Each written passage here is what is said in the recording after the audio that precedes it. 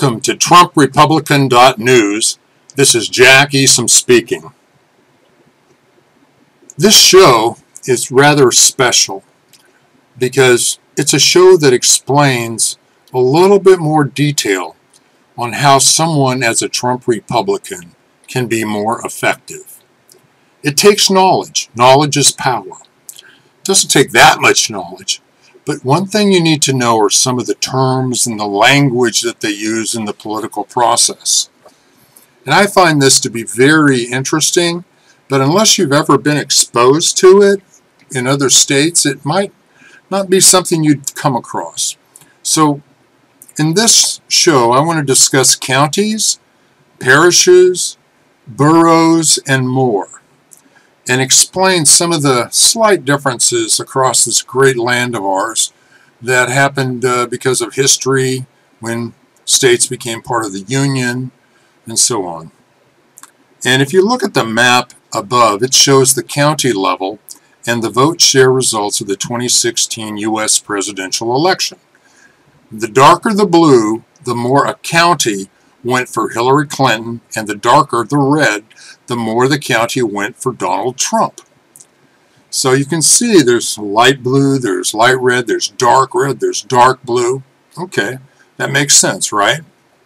This map helps explain why Trump was able to win despite winning over fewer popular votes. Well, that's to be argued depending on illegal votes. But anyway, at the time of this show, somewhere around 2.2 to 3.1 million less votes than Clinton. Now, there may have been a lot of voter fraud and election fraud involved with that, where people that weren't U.S. citizens were voting. But that's not what this show is about. But this is important. Clinton's votes, the Democrat votes, were very concentrated in only a few states. If you look at the map, you'll see on the West Coast, bottom part of Texas, up on the East Coast, kind of a little swath down through, and then Minnesota, it looks like. But they were very concentrated. And Trump's votes, they came from a wide geographic area to capture the electoral college. So the electoral college is really how Trump won. This is important. In presidential elections, you need to understand how votes count by state. Okay? In the map, all the blue states, Hawaii and Massachusetts, and all of the counties or their subdivisions went for Hillary. All the red states, Alaska, West Virginia, and Oklahoma, all of those counties and subdivisions went for Donald Trump. Just in general, overall, Donald Trump won approximately 2,600 counties to Clinton's 500, or, that's about 84% of the geographic United States went to Trump. However, Clinton won 88 of the 100 largest counties, including Washington, D.C. Without these 100 largest counties, she would have lost by 11.5 million votes. Let me repeat that. Without these 100 largest counties, she would have lost by 11.5 million votes. All these votes were concentrated in urban areas, cities, so to speak.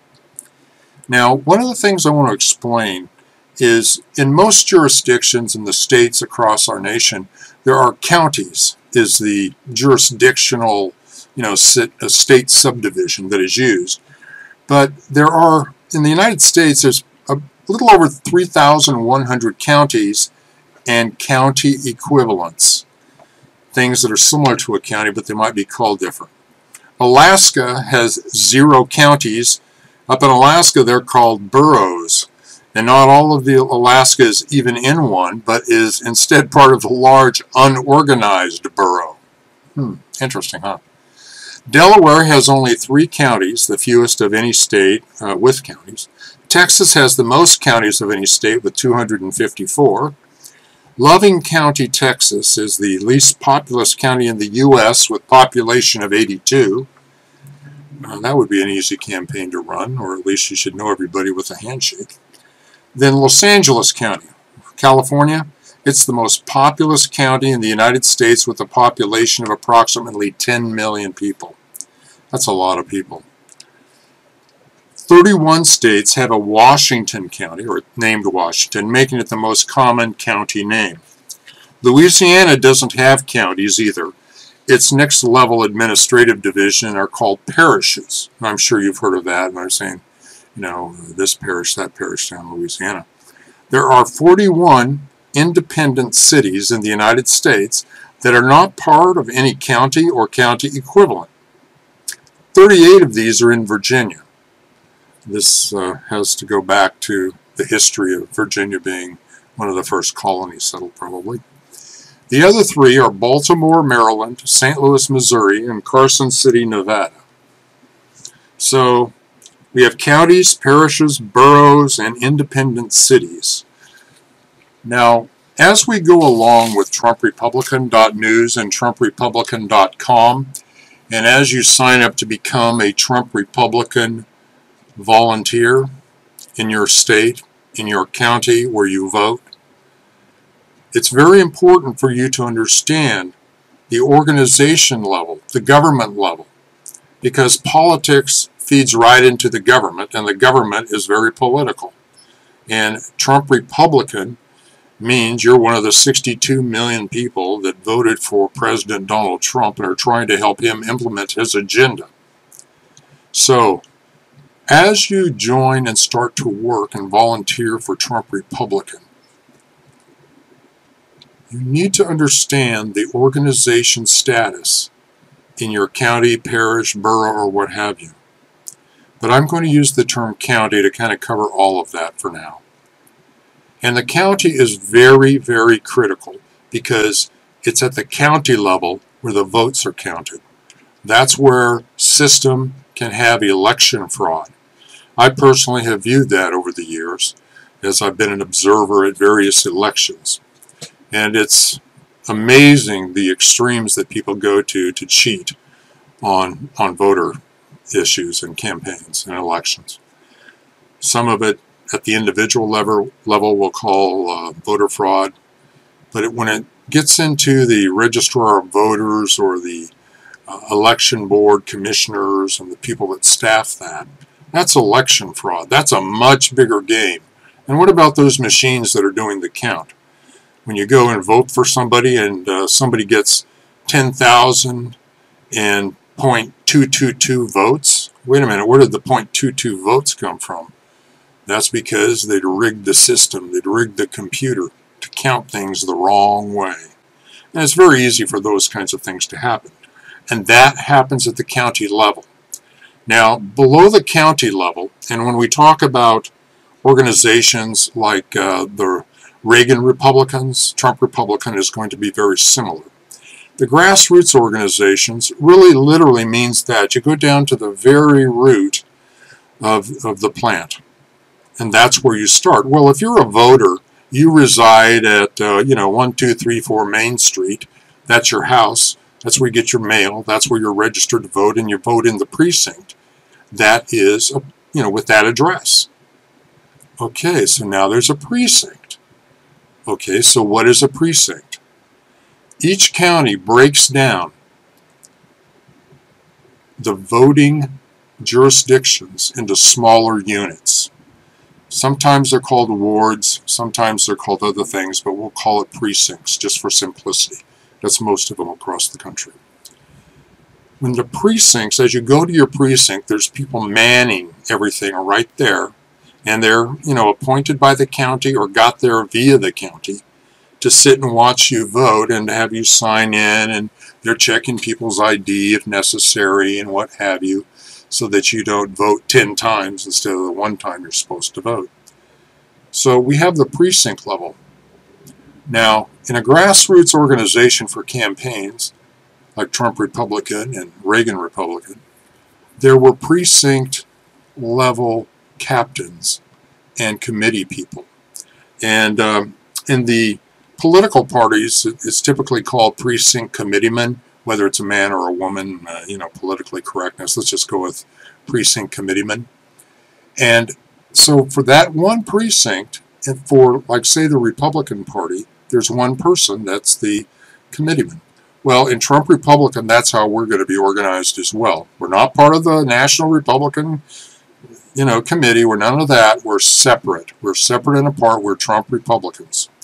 But we're going to have precinct committee people. Usually it's a man and a woman. But below the precinct, if you look at a precinct, it's made up of a number of city blocks or, a rural jurisdiction area. It's a little geographic area. And one of the common things to have in urban areas are the blocks. You live on the city block, whatever your address is, and then there's a block a street down, and then the next street, and so on. Well, oftentimes the precinct is broken down into blocks, and each block has a captain, a block captain, and their responsibility is to help get the people that live in that jurisdiction and that on that block to go to vote and get out the vote. And you can have as many people, volunteering to help each block, each precinct, and then you get into something called districts. And these are usually districts where there's some kind of state senator or representative or assemblyman in California, and then that's like a leader for that to help coordinate all the precincts within that district. And then ultimately, the districts typically on the state level stop at the county line, but for congressional it can go over and have multi-counties and things like that.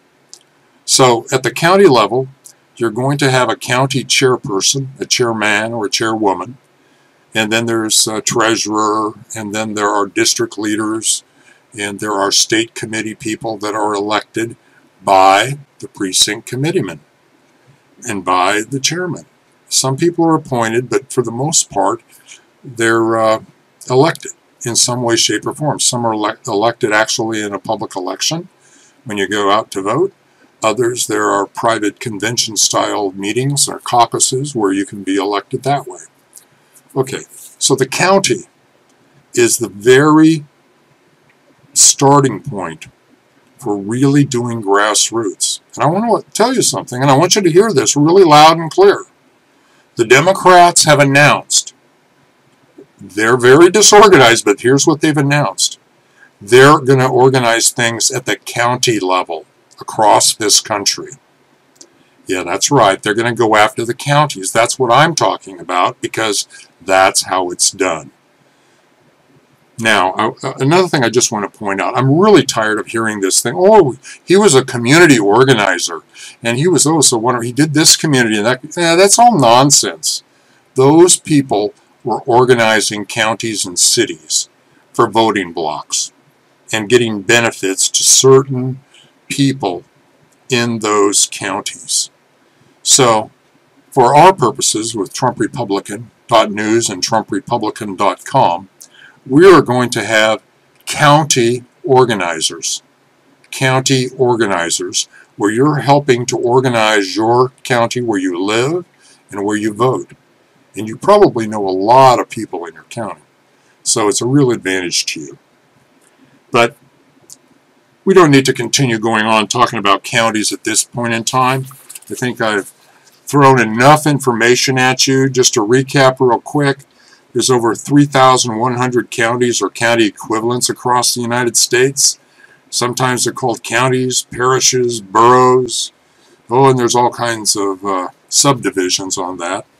But remember, we talked about where you vote. It's at your precinct. That's where you vote. Sometimes precincts will have multiple places and locations depending on how many voters.